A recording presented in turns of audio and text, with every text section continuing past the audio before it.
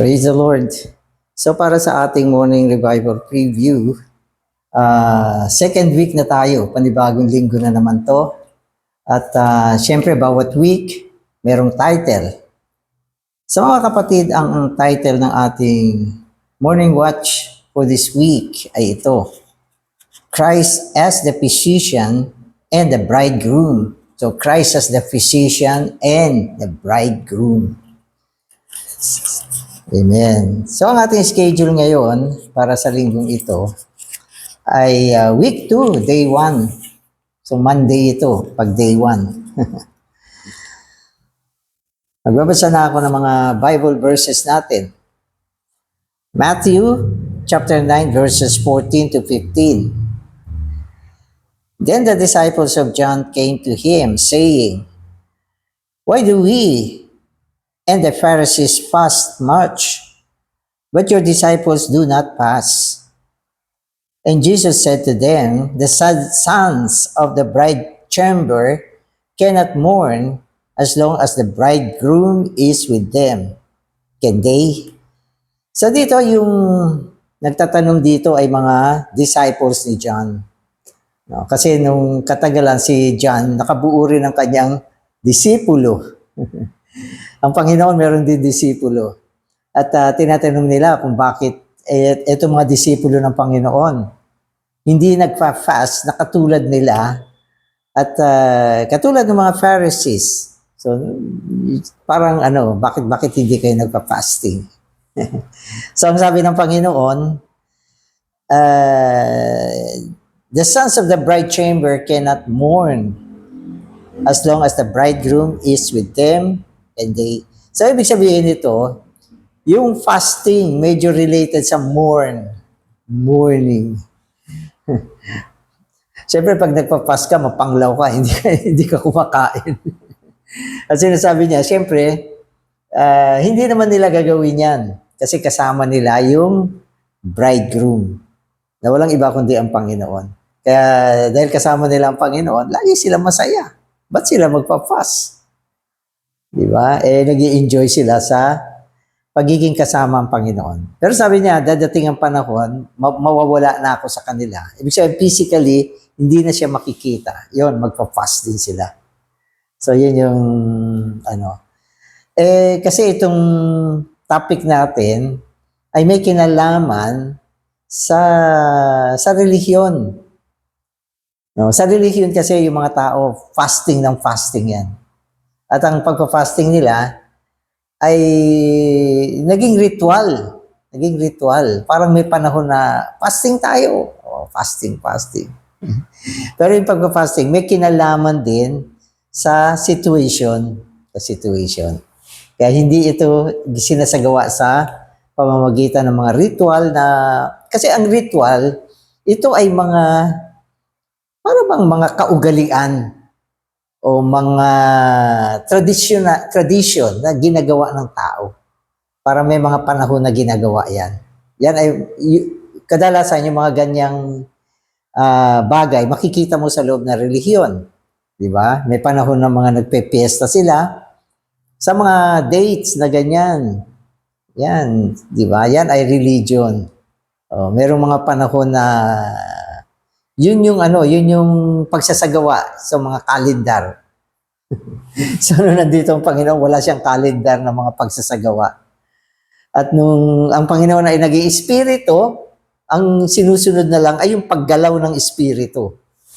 So, gano'n na. Wala na yung mga ganyan. Ayan ay naging mga tradisyon at relihiyon. Mga makarelihiyosong pagsasagawa. Sa mga kapatid, magbabasa na ako. From the record of Matthew, we see that all things related to Christ took place outside of religion. In that day, Judaism was the genuine religion, the religion founded according to God's holy word. But everything concerning Christ took place outside of that. In other words, Christ had nothing to do with religion. Amen. So sinasabi sa atin dito na nung nandito ang Panginoon, nung nandito siya, lahat ng mga bagay na may kinalaman sa Kanya sa simula pa lang nung kanyang kapanganakan at hanggang siya nagsagawa siya ng ministeryo. Lahat ng mga nangyari at yung mga dinaanan niyang proseso, lahat ito na isagawa sa labas ng relihiyon. Sa labas ng relihiyon. Na tila baga, pwede natin sabihin, Christ has nothing to do with religion. So ngayon sasabihin mo, Brother Danny, ano ba religion dyan na binabanggit mo? O binabanggit ng message natin? So yung religion dito, nung panahon na yan, ito ay ang Judaism. Ang Judaism ay isang totoong religion. Totoo yan. Mas pwede ko nga sabihin yan ang the best religion sa history, yung Judaism. Yung mga religion ngayon, wala yan. Karamihan yan, mga nabuo sa pamamagitan ng mga formulation ng tao. Diba? Pag tinignan mo ang religion, halos lahat ng aspect niyan ay inimbento, ginawa, pinormulate ng tao. Gusto niyo magbanggit kayo ng mga ilang pagsasagawa. Ngayon, ito namang Judaism, talagang ito ay naibuo mula sa lumang tipan. Pwede nga natin sabihin, mula sa salita sa lumang tipan, mula sa instruction ng Diyos, na buo yung buong Judaismo na yan. Isang pagsamba, pagsasagawa, na in-instruct ng Diyos noong lumang tipan, sa panahon ng lumang tipan. Pero kaya lang, dahil dumating ng Panginoon, lumipas na lahat yan. Naging religion na siya, kung tawagin.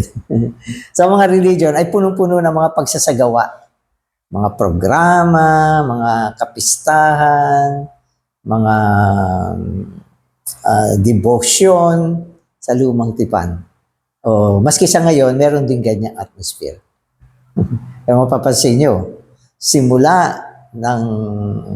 ang simula pa lang ng pagkapanganakan ng Panginoon, walang ginawa ang Diyos sa loob ng religion. Lahat nasa labas. So, pakita natin. Amen. So the record of Matthew 1 tells how the birth of Christ was accomplished outside of Jerusalem. Ito, yung umpisa ng kapanganakan ng Panginoon ay nagsimula hindi sa Jerusalem, sa labas ng Jerusalem. Amen. Away from the temple, diba? Having nothing to do with the holy priest, God sent his angel to a little town in the spice country, Nazareth of Galilee. He sent him to a girl, a virgin, in a poor family. Okay. So, sino yan? Si Mary yan. So, paano nagsimula yung birth ng Panginoon? Nagpadala siya ng isang anghel. At yung anghel na pinadala niya, pinuntahan yung isang virgin. At yung virgin niya wala sa Jerusalem. Siya ay nasa Nazareth of Galilee. So, doon niya nahanap yung virgin. Sa labas ng Jerusalem. At itong plano, pagsasaayos, upang si Maria ay magdalang tao, walang kinalaman ito sa religion. Malayo sa templo, malayo sa mga priest, malayo sa siyudad ng mga Hudyo na walang iba kundi ang Jerusalem. Kaya nasa labas siya. Tama naman. Nasa labas ng relihiyon. Pwede ko sabihin, nung panahon na yun talaga nasa labas siya ng relihiyon. At pwede natin sabihin, ngayon maraming religion. Ano ba ang pagsasagawa ng Panginoon dyan? Ang ibig sabihin ng pagsasagawa ng Panginoon sa panahon na ito ay ang pagsasagawa ng Espiritu. Kapag ang Espiritu ay wala dyan ang Panginoon. Ano mang ginagawang maka-Diyos, kuno, may salita ng Diyos, may Biblia, mayroong mga paglilingkod, kung wala ang Espiritu, wala si Kristo. Yan ay relihiyon. So madali namang maintindihan kapag wala si Kristo bilang Espiritu, anumang pagsasagawa meron, yan ay religion at wala dyan si Kristo. Kasi wala ang Espiritu Diba? Sabi ng Biblia, Christ is the Spirit. So, ang pagsasagawa ni Kristo ngayon ay ang pagsasagawa ng Espiritu. Maski sa buhay natin, kapag tayo ay gumagawa, naglilingkod, ano mga spiritual na aktibidad na ginagawa natin, kapag wala ang Espiritu, yan ay religion. So, yun, madali natin maintindihan. Amen. Practically, everything related to this girl and her situation was outside of Jerusalem, the temple and the holy priesthood, the typical and genuine religion. The birth of Christ had nothing to do with religion. It was absolutely accomplished outside of religion. So, yan. Anong sasabi nyo dyan? Amen. So, tama. Outside of Judaism. At ang Judaism ang nangungunang relihiyon nung panahon na yon. Kung tutusin nyo naman mga relihiyon ng mga relihiyon, yung pwede kong sabihin, yung mga pagsamba ng mga tao, katulad ng mga Shintoism, Buddhism, o ano pa mga klaseng relihiyon ng mga hindi Kristiyano. Yan ay hindi naman relihiyon. No, yan ay mga pagan worship. Pag sinabi nating religion, may kinalaman sa mga bagay ng Diyos. Pwede na dyan ang Biblia, pero wala dyan ang Espiritu. Diba? Bibigyan ko kayo ng halimbawa, dun sa Revelation, sinabi dyan ng Espiritu na kinamumuhian niya yung sinagoga. Sinagog. So ayan ay sinabi sa New Testament. Ano ba yung sinagog? Alam niyo ba ang sinagog? Ito yung lugar na kung saan yung mga Hudyo ay nagsasama-sama para mag-aral ng Biblia. Kumbaga sa panahon ngayon, yan ay mga seminary. Hindi sila gumagawa ng masama. Biblia ang pinag-aaralan nila. Pero ang linaw, basta hanapin niyo sa Revelation, sinabi niya, he hates the synagogue. Bakit? Hindi ba Biblia ang pinag-aaralan dyan? Oo. Pero, wala dyan ang Panginoon. Wala ang Espiritu dyan. So, hindi magandang nagsasagawa ng mga bagay na tila baga maka-Diyos nang wala ang Espiritu. No, hindi lang yan. Actually, hindi naman niya ginamit direktly yung salatang hate. Sabi niya, yung synagogue, naging synagogue ni Satan. Ganun ang pagkasabi ron. Sipin mo, synagogue, naging synagogue ni Satan. Anong ginagawa sa synagogue? Nag-aaral. Anong pinag-aaralan? Scripture. Biblia ang pinag-aaralan dyan. But sabi ng Espiritu, kinamumuhi ang, yung inyong synagogue ay sinagoga ni Satanas. Bakit? Kasi hindi sa Diyos yung lugar. Wala ang Espiritu doon. So, ganun yan. Ano mang ginagawa natin pag wala ang Espiritu? Ito ay mga ritual lang. Mga panlabas na bagay, mga forma, mga basyong pagsasagawa. Kasi wala ang Espiritu eh. Kung nagpe-pray ka, okay yan. Pero kung wala ang Espiritu sa panahon ng iyong panalangin, yan ay makarelihiyosong panalangin. So, nung araw nakakita ako ng mga nagpe-pray. Pinipray nila ayon sa memorize. Parang nire-recite yung prayer, nire-recite. So, yun. Ang kanilang panalangin ay ayon sa kanilang memory. Minimemorize yung mga prayer. So, hindi siya sinasalita ayon sa leading ng Espiritu. Ang Espiritu kasi, ito yung paggawa ng Panginoon sa loob natin. Binibigyan tayo ng damdamin, leading, gabay, ano yung dapat na utterance na meron tayo. Pag wala yung Espiritu, makarelihiyoso yan. So, naiintindihan nyo na ba? Kaya may isang hymn it's a wrong way to be religious. Amen. So today's reading, Matthew 2 then proceeds to tell us how people found this Christ. He was not found in Jerusalem. He was not found in the temple. Neither was he found by any priest or any holy people. We are all familiar with the account of the heavenly star appearing in a pagan country to people with no Bible and no genuine religion. So, nung nagpakita ang Panginoon sa isang lugar, nakita siya sa isang lugar ng mga Magi. At yung lugar na yan ay lugar na hindi religious. Kasi kung ite-trace ninyo, saan ba pinanganak ang Panginoon? Hindi ba sa manger?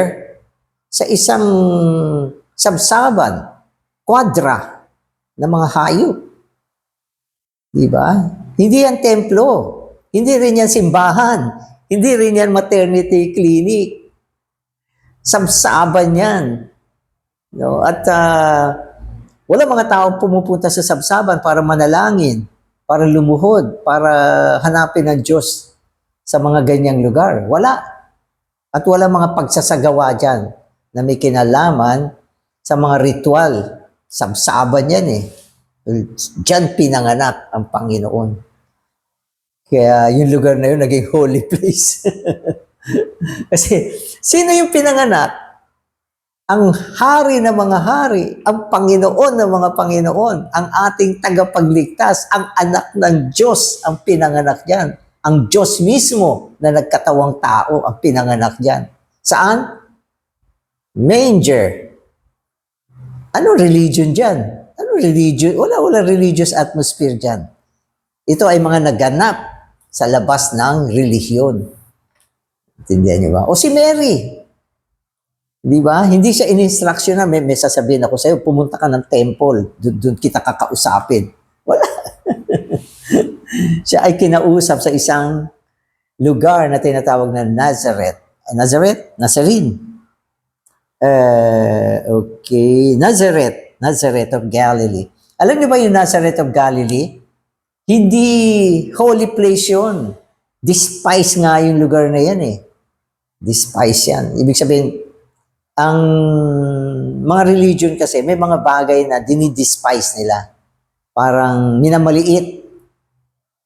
Parang walang propetang na raise up sa lugar mo. walang mga kabanalan nangyari diyan. Kaya despise place. Pero dun minit nung anghel si Mary upang ibigay sa kanya ang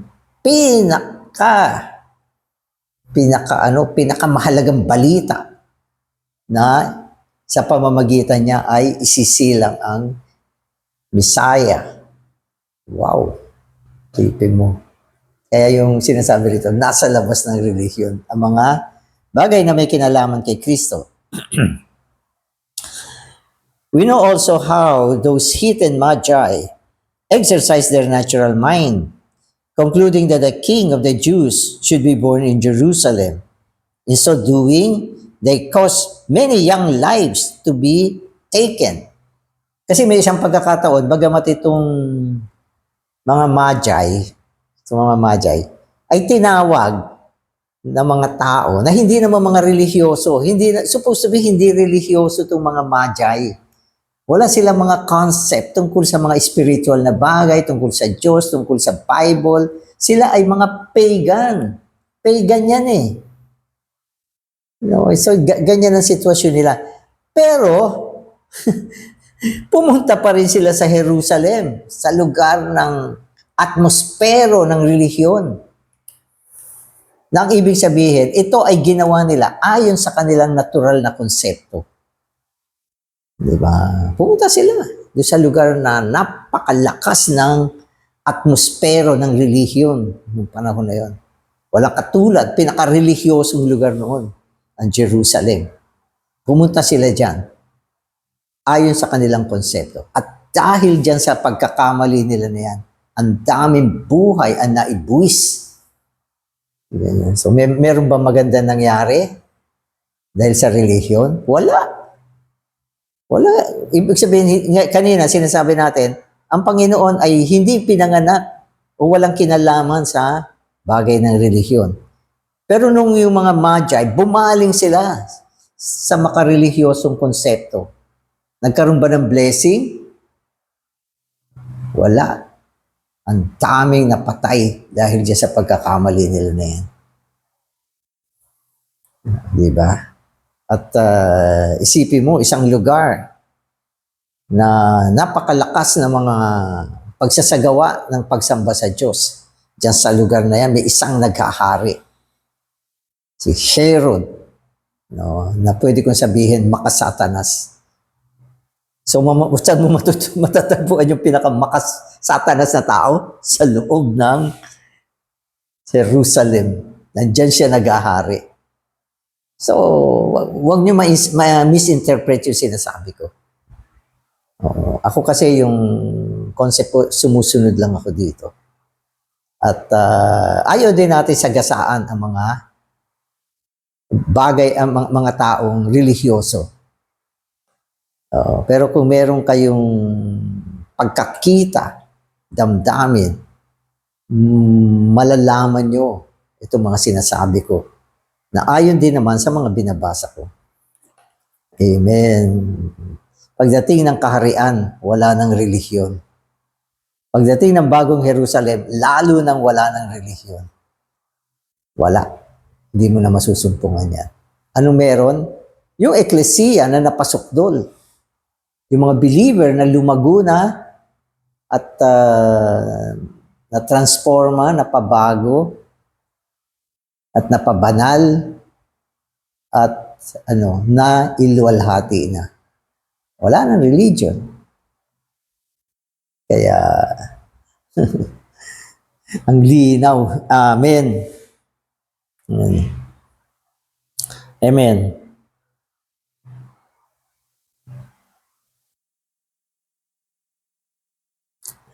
But eventually, they found Jesus. Okay, so nasampuhan din ng mga magi ang Panginoon. When they came to Jerusalem, King Herod called the chief priests and scribes, those who had the knowledge of the Bible. They all gave Herod the proper and exact quotation, Micah 5:2, telling that Christ would be born in Bethlehem. They had the knowledge. They had the exact scriptural references, but none of them went to see Christ. They were for the scriptures. They were for the Bible, but they were not for Christ. So anong meron sa religion? Scripture, Biblia. At ito mga tao dito, gutom sa kaalaman ng Biblia. At naging marurunong sila tungkol sa Biblia. Pero sila ay para sa Biblia, pero hindi sila para kay Kristo. Kung sila ay para kay Kristo, pagkatapos nila marinig na dumating na o napanganak na ang Panginoon, nako, sigurado mag-uunahan yan. Mag-uunahan. Hahanapin nila yan, hindi sila titigil. Kung sila ay para kay Kristo. Tandaan nyo, ang mga taong para kay Kristo, hindi nila alintana ang hirap. Di ba? So may mga ilang incident sa Biblia na may mga espesyal na tao na para kay Kristo, na talaga nag-exert ng effort para makita ang Panginoon, para mahawakan ng Panginoon. No, ang iba talagang sumisigaw para pansinin ng Panginoon. So yan yung mga ilang effort na pinakita ng tao na may puso kay Kristo. Di ba? So, halimbawa si Mary Magdalene, madaling araw pa lang, magdilim pa lang, pumunta na doon sa libingan ng Panginoon. Hinahanap niya ang Panginoon. Yun ang may puso kay Kristo. Di ba? Si Zacchaeus, na isang pandak na tao, dahil sa kagustuhan niya makita ang Panginoon, umakyat pa siya ng puno, yung sycamore tree, para makita niya ang Panginoon. May puso siya para sa Panginoon. Si Bartimaeus, bulag, nagsisisigaw. Di ba? Sabi niya, O Panginoon, anak ni David, kaawaan mo ako. So, may puso siya. Yung babaeng inaagasan, gumapang siya. Hinang-hina na siya, gumapang siya para mahipo niya yung laylayan ng damit ng Panginoon. May puso siya sa Panginoon. Ito mga nasa loob ng relihiyon. Di ba? Saan pinanganak si Jesus? Micah 5:2 ba? O 5:2. Galing ng kanilang memorya. Diyan siya pinanganak. Tapos wala na. Walang puso. Magaling para sa Biblia, pero hindi para kay Kristo. Sino itong mga taong to? Nasa loob ng relihiyon. Ang panahon na yan. Kaya, mga kapatid, hindi komot ang tao ay relihiyoso, may puso siya para sa Panginoon. At nung ang Panginoon ay nag-umpisa na siyang magministeryo, gumawa, alam mo, number one opposer niya, ang mga tao sa loob ng relihiyon. Mga saserdote, mataas na saserdote, mga iskriba, hanggang sa ang Panginoon ay masintensyahan. Kasama pa rin yung mga yan, yung panahon na yan. Amen. Amen. Matthew 3 relates to us the principle of the introducing of Christ. This also is absolutely outside of religion. Ang pagpapakilala sa Panginoon ay naganap sa labas ng relihiyon. See? Amen. Okay, paano nangyari ito? John the Baptist was the one who recommended Christ to the people. He was born a priest, but he would not remain in the priesthood. He would not stay in the temple or even in the city of Jerusalem. We read that he was in the wilderness. He stayed in a wild place, and even he himself became wild. He wore camel's hair. The camel, according to Leviticus 2, was an unclean animal. So nung ang Panginoon ay lumaki na at magsisimula na ang kanyang ministeryo, si John the Baptist ay na-assign upang siya ang maging tagapagpakilala sa Panginoon. Forerunner yan eh. Ibig sabihin, bago pumasok ang Panginoon sa eksena, meron munang tao na mangunguna upang i-introduce siya, ipakilala siya. Kaya ang pagpapakilala sa Panginoon, hindi rin ginawa sa loob ng relihiyon.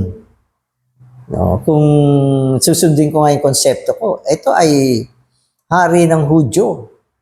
Dapat dun sa loob ng templo siya ipapakilala. Tatawagin ang mga tao, mga Hudyo. Tatawagin ang mga miyembro ng Judaismo. Magagaling. Di ba? Ang mga matataas na saserdote dapat nandyan. At maging ang mga Saduseo na nagtuturo ng Biblia, dapat sila yung mga guest dyan. No? At ang Panginoon dapat nandoon. Ito yung sinasabi ng Biblia, dumating na. Di ba? Dapat dyan ang isang engranding pagpapakilala sa Panginoon. Di ba? Para bang di ba? Pag may mga dumating na dignitaries, dumating yung hari ng ibang bansa, dumating yung prime minister ng ibang bansa, kailangan doon sa Malacanang yan, dadalhin. Yun ang lugar na bagay sa kanya. No. At yun ay isang natural na konsepto na ginagawa talaga. Pero ito, sa mo dadalhin ito, hari ito ng Hudyo. Eh di sa lugar ng mga Hudyo. At siya yung prinopesiya sa lumang tipan na alam din nila kung saan ipapanganak. Dapat doon siya talaga pararangalan, kikilalanin at kung ano-ano pa. Pero hindi. Ang nagpakilala sa kanya ay si John the Baptist, forerunner ng Panginoon. At alam niyo ba kung sino tong si John the Baptist? Ito ay anak ng isang saserdote. Mataas na saserdote, si Zacarias. sacerdote yung tatay niya, is a priest. Priest yan. At sa lumang tipan, kapag priest ang tatay mo, mamanahin mo yan. Magiging sacerdote ka rin. At may ranggo yan. Chief yan. Chief yan mga yan. Mga matataas na posisyon yan. Si Zacarias, umaabot hanggang doon sa Holy of Holies. Doon nga siya nakatanggap ng ng some kind of trance. No? Pero hindi yun yung point. Ang point dito, etong si John the Baptist, no, hindi niya tinahak yung landas ng kanyang ama. So, kasi dahil priest yung ama niya, dapat siya din. Nandun din siya sa temple. Dapat ang suot niya yung holy garment ng templo, hanggang laylayan niya. May mga anong tawag yan? Mga accessory. May mga blue na part yan, may mga bell pa yan, kung ano-ano yan, mga ephod, yung breastplate, kung ano-ano mga nakasabit yan. Parang kumbaga sa uniforme ng isang general yan. Pero hindi niya sinunod yan. Saan siya nagpunta? Hindi doon sa templo, sa wilderness, sa ilang. Isang wild na lugar. Di ba? Ang layo. Sa kultura ng relihiyon. At hindi rin siya nagsuot ng heavenly garment ng priest. Nakasuot siya ng camel's hair, leather ng camel. Nako, nakabalat. Suot siya ng balat, parang barbaric ang suot. At ang camel, tinuturing na makarelihiyosong sa dietary regulation, ay isang maruming hayop. Sipin mo, priest magsusuot ng isang unclean animal leather. Ibig sabihin, ang style ni John, 100%. Okay? Hindi ko masasabing against, kundi 100%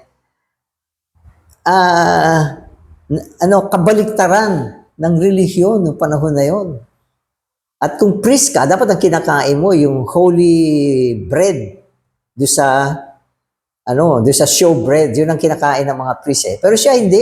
Ang kinakain niya ay wild honey, locust, yung insekto. Pero nung panahon na yon, sino ang malapit kay Kristo? Si John the Baptist.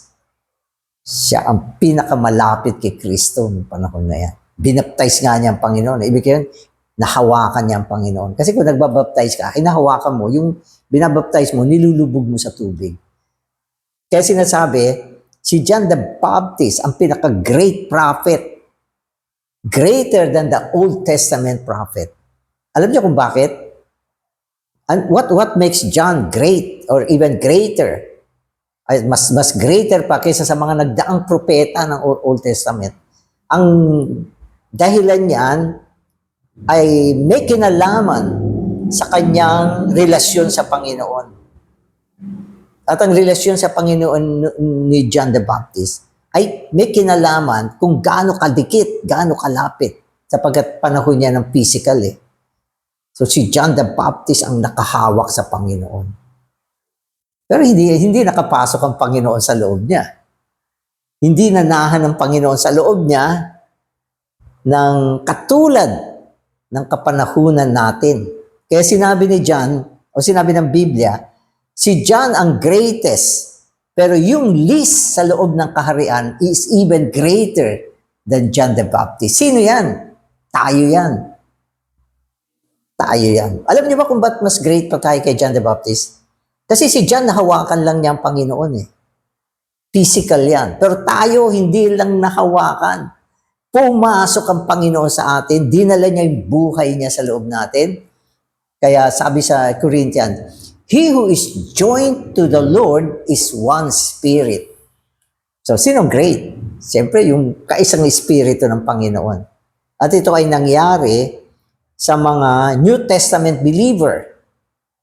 Pagkatapos na ang Panginoon ay maging espiritong nagbibigay buhay. Pero ang point ko dito, babalik ako sa topic, ang pagpapakilala sa Panginoong Hesus hindi naganap sa loob ng relihiyon. Nangyari siya sa wilderness at ang tao na nagpakilala sa kanya ay hindi makarelihyosong tao. Si John the Baptist, ang kanyang pamumuhay, ang kanyang attire. Oh. At nung panahon na yon, sino ang nakakapagdala ng tao sa Diyos? Si John the Baptist. Bago doon pumasok ang Panginoon sa eksena. Ang gawain ng Diyos, malinaw, wala na sa Judaismo. Wala na. Yung mga offering, yung mga hayop na pinapadugo nila dyan, mga ceremony nila, ano-ano mga ritual na ginagawa nila, wala na dyan ng Diyos. Wala na siya. Ang Diyos nung panahon na yun ay naki Kristo, naki Jesus. Kaya siya ay tinawag na tabernakulo ng Diyos. Ang ibig sabihin ng tabernakulo ay ang lugar na pinananahanan ng Diyos. Sabi diyan, He tabernacled in our midst. Di ba? Kaya nung binanggit ng Panginoong Hesus yung templo, ano sinabi niya? Nung una, binanggit niya, my Father's house. Pero katagalan, sabi niya, your temple. Your temple. Ibig sabihin, tapos na yung yung kapanahunan na ang templo mismo ng Diyos, hindi na yung physical na templo. Basahin yung Corinthians 3:16. Sabi ni Paul, you are the temple of God and the Spirit of God dwells in you. Transition nung dumating ang Panginoon. Pero pagkatapos niya maproseso, give up na yung physical temple, wala na ang Diyos dyan, hindi na siya nananahan dyan. At ayon sa history, giniba na yan. Giniba na yan. Pero yung templo, ang unang templo ay ang Panginoon mismo. Sabi niya, gibain niyo itong templong ito. In 3 days, ibabang ko. Yan ay tumutukoy sa kanyang physical na katawan. Diba? Siya ay namatay, nagiba, pero sa ikatlong araw, nabuhay siyang muli. At ang eklesiya ay siyang pagpapatuloy ng templo ng Diyos sa panahon ngayon. Amen. So, wala na talaga eh. Maski na anong pilit mong Judaismo, wala talaga. Wala na sa loob ng relihiyon. Amen. Amen. John did not teach people about religion. He called on them to repent, to change their mind, to change their concept about religion and culture. He did not tell them to do something. He baptized them. He buried them. He terminated them. John said, I baptize you in water, but he who is coming after me will baptize you in the Holy Spirit. So anong pinaka-ministeryo ng Panginoon nung dumating siya? Yan ay ang i-baptize ang tao sa Espiritu. Pero bago pumasok ang tao, ang Panginoon sa eksena ng kanyang ministeryo, si John the Baptist, ang kanyang ministeryo ay ang dalhin ang tao sa pagsisisi. At ang kanyang pagbabautismo ay tungo sa kamatayan. Yan ang simbolo ng kanyang bautismo. Ang dalhin ng tao para siya ay mailagay sa katapusan ng kung ano siya. At nang dumating ang Panginoon, ang kanyang bautismo ay bautismo ng Espiritu. Ano yan? Yan ay ang pamamaraan niya na pagkatapos niya mabuhay na muli at naging Espiritu nagbibigay ng buhay, siya ay papasok sa loob ng tao. Okay. Para siya bilang Espiritu ay manahan. Maging buhay ng tao. Maging buhay na walang hanggan. Maging mga anak ng Diyos. Diba? Kaya, ang sabi ng Panginoon, maliban na ang tao ay isilang muli ng tubig at ng Espiritu. Hindi siya makakapasok, hindi siya makakakita sa kaharian ng Diyos. Kaya ang ministeryo ng Panginoon ay ang pagbabautismo ng Espiritu. At ito ay ginawa niya bilang isang bagong daan. Wala na yung mga Judaism. Wala na yung religion. Wala na. Pero hindi natatapos. Kasi mismong si John the Baptist, pagkatapos niya magawa yung kanyang trabaho, na ipakilala niya ang Panginoon bilang kordero ng Diyos, at sinabi niya, ito ay mas dakila kaysa sa akin, na maging yung mga yung mga sintas ng kanyang sandals, hindi ako karapat-dapat na magkalag. Sabi niya ganun. So, napakaliit niya kung ihahambing sa Panginoon. Di ba? At natapos na ang kanyang pagmiministeryo, na ipakilala ang Panginoon, at binautismohan niya ang Panginoon sa Ilog Jordan. Tapos na ang service ni John bilang isang forerunner. Pero nakakapagtaka. Nagkaroon siya ng mga disipulo.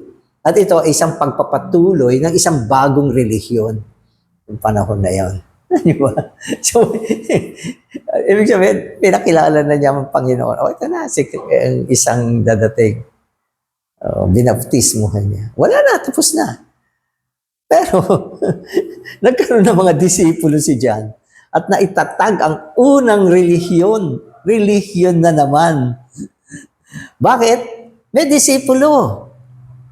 Pero asan ang Panginoon? Wala na doon sa kanila. Ang Panginoon ay gumagawa ng kanyang bagong tipang ministeryo. At ang kanyang mga disipulo, ang totoong disipulo nung panahon na yon. Hindi ang mga disipulo ni John. Dapat si John, pinorward niya yung mga disipulo sa Panginoon. Pero hindi niya ginawa. Di ba? Inangkin niya bilang mga tagasunod niya at nagkaroon ng isang bagong grupo na magkasabay na umiiral ng panahon na yon. At pwede ko sabihin, yan ay isang bagong relihiyon na natatag mula sa isang spiritual na tao na nagpakilala sa Panginoon. Naging forerunner ng Panginoon, binaptize pa niya ang Panginoon, at pinahayag niya na dakila itong isang ito. At siya ay maliit. Wala, hindi karapat-dapat eh.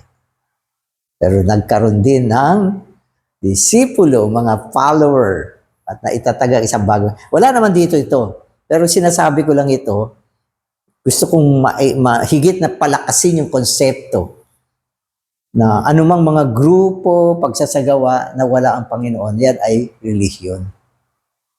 Yan ay relihiyon. At anong ibig sabihin ng dapat nandyan ang Panginoon? Dapat andyan yung Espiritu. Sapagkat siya ay Espiritu ngayon. At tayo mga nasa eklesiya, pwede kong sabihin, tayo. Ako, tayo. Sa loob ng eklesiya, mag-iingat tayo. Sapagkat sa panahon ng pagsasagawa natin, nang hindi sa loob ng Espiritu, tayo'y magiging relihiyon. At ang Panginoon, wala na sa atin. Kaya, ito mga sinasabi rito, kailangan may isa kang pananaw para makita mo. Sapagkat maraming tao, mataas ang respeto sa relihiyon. Ako, hindi ko naman diretsang pinipintasan o kinakalaban ito. Ang sinasabi lang natin ay mga realidad na bagay, mga totoong bagay na nangyari. At hindi ganun kadaling makita.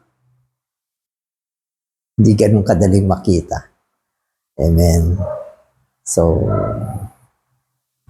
ilang daan ang relihiyon sa panahon na ito.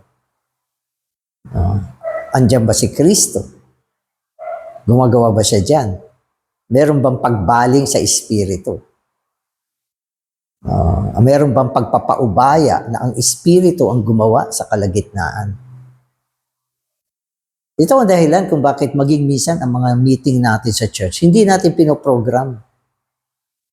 At karamihan mga services, hindi natin ina-assign sapagkat binibigyan lagi natin ng ground ang Espiritu na gumawa sa gitna natin. Amen. Okay, so tuloy ko na to.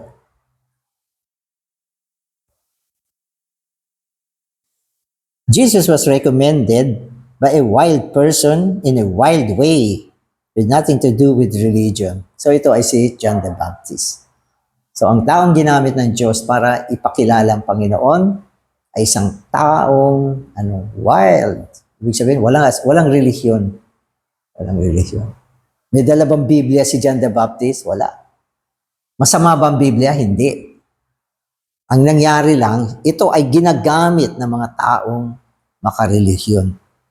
No, dapat ang Biblia ay ginagamit para masumpungan ng Panginoon upang ikaw ay dumating sa salita ng Panginoon, upang sa pamamagitan ng salita, makita mo ang Panginoon, mahipo mo ang Panginoon, madala ka sa presensya ng Panginoon. Then ang Biblia ay may silbi.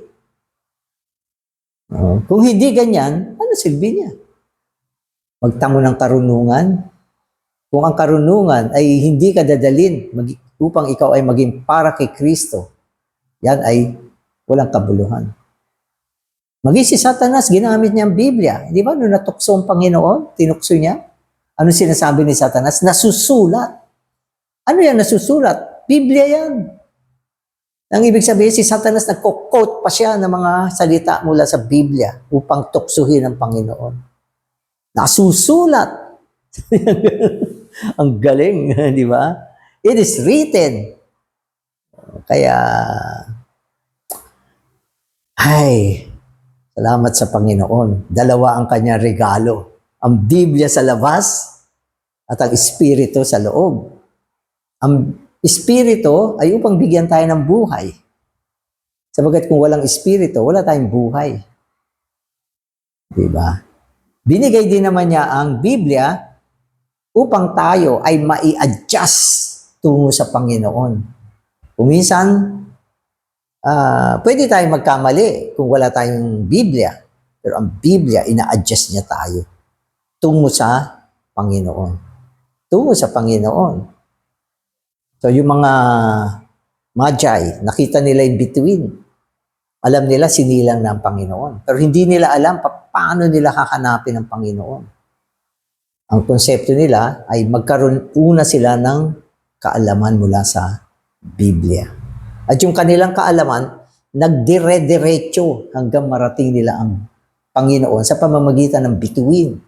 At isang kaalaman na siya ay pinanganak sa Bethlehem. Diba? Nung nalaman nila na ang Panginoon ay pinanganak sa Bethlehem, hinanap pa ba nila ang Panginoon? Oo, hinanap nila.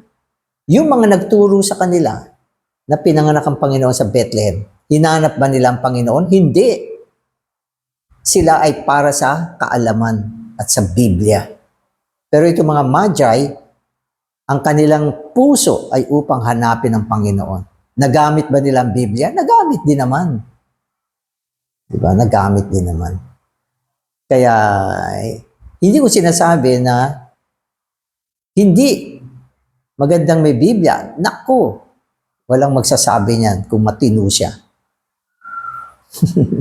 Ako, ilang version ng Biblia meron ako. Hanggang ngayon, pati sa cellphone ko. Maya't maya, binubuksan ko sa PDA, binubuksan ko yung Biblia dito sa cellphone. May mga time na kailangan hanapin ko yung salita dyan bago ko siya salitain. Nakakatulong ba siya? Ang laki ng tulong niya. Kung wala ito, kulang. Kulang. Pero para ba sa Biblia ako? Hindi. Ako ay para kay Kristo. hindi ako pwedeng maging para sa Biblia. Para sa cellphone, para sa karunungan? Hindi. Yan? Tulong lang yan. Upang higit kong makilala ang Panginoon at makarating ako kung saan siya nandun. Amen. Matthew 4 tells us that after Jesus was introduced, there were some dear ones who followed him. Who were they? The high priests? The scribes? No. They were the Galilean fishermen. Amen. Some were fishing in the sea. Others were mending their nets. They were unlearned people, but they followed Jesus. So pagkatapos maipakilala ang Panginoon, sino sumunod sa Kanya? Mga Hudyo? Pharisees? Sadducees? Hindi. Hindi mga religious people ang sumunod sa Panginoon. Mga Galilean fishermen. No? Hindi mga makarelisyosong tao. Walang alam tungkol sa mga spiritual na bagay. Ano alam nila? Manahin ng lambat para makapangisda. Yan ang alam nila. Yan ang trabaho nila. Ng mga mangingisda, nagsusulse ng mga lambat. Hindi mga spiritual. Pero ito ang naging mga tagaksunod ng Panginoon at totoong sumunod sa Panginoon. Nagmahal sa Panginoon. Inalay ang buhay nila sa Panginoon. Di ba? Nasa relihiyon sila? Wala. Sila ay mga taong nasa labas ng relihiyon. At syempre, ang mga panahon na ito, yung mga relihiyoso, ginagawa silang mga santo-santo. Di ba? Pero nung mabuhay sila, nandun ba sila sa loob ng relihiyon? Wala. Di ba? Si Pedro, Pope ba si Pedro? Hindi. Fisherman si Pedro. Di ba? So, ang relihiyon, ina-adapt niya yung mga konsepto. Nung ako ay nasa relihiyon, isa sa mga natutuhan kong sinabi, si Peter ang unang papa. Alam niyo lahat yung mga kwento. Di ba? So, tapos sinasabi ko ngayon, yung mga hindi pure word na tinuro ng Biblia, mga konsepto na hindi ayon sa Biblia. May Bible kayo eh.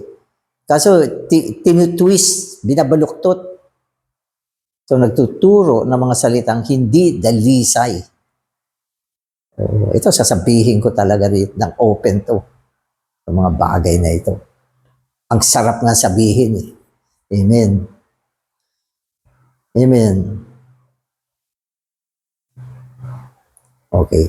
They began to follow, not in Jerusalem, not in the temple, and not even in the Holy Land, but in Galilee, a place then considered as of the Gentiles, Galilee of the Gentiles. So yung Galilee tinatawag, Galilee of the Gentiles, lugar ng mga hentil. Kasi halos walang Jew dyan. Ang mga Hudyo ay nasa lugar ng Jerusalem. At ang mga Gentile ay nasa lugar ng Galilee. At ang mga naging tagasunod ng Panginoon ay mga taong nasa Galilee. Mga Gentile na sumunod sa Panginoon. Diba? Na-attract sila sa Panginoon. Ang puso nila ay nabihag ng Panginoon. At sila ang mga totoong disipulo ng Panginoon. The birth of Christ, the finding of Christ, the introducing of Christ, and the following of Christ were entirely apart from religion. Wow. Wala talaga sa religion. Wala talaga. Amen. Jesus came. Okay. He not only came in his birth, but he also came of age. He came forth to minister. He presented himself to the people. He came to the people. There was no need to go and find him. Siya mismo ang pumunta sa mga tao. Diba? Upang ang mga tao ay makilala siya. Pero never na pumunta siya sa mga relisyosong tao. Amen. So yan ang sinasabi sa atin na ang Panginoon, ang kanyang pagsisimula ng kanyang ministeryo at ang pagpapakilala sa kanya, ang mga taong binangon niya upang sumunod sa kanya ay mga taong nasa labas ng relihiyon. At ang mga pangyayari na may kinalaman sa Panginoon ay nangyari sa labas ng relihiyon. Salamat, Panginoon. Pinakita mo sa amin ang katotohanan. Nakita namin na lahat ng mga ginawa mo ay hindi mga makarelisyosong bagay. Ikaw, Panginoon, ang totoong hari ng mga hari, Panginoon ng Panginoon at ang aming tagapagligtas, na siyang gumawa na buhay at nagsimula sa labas ng mga makarelisyosong konsepto. Puri ka namin sa liwanag na pinakita mo sa amin. Amen. Amen.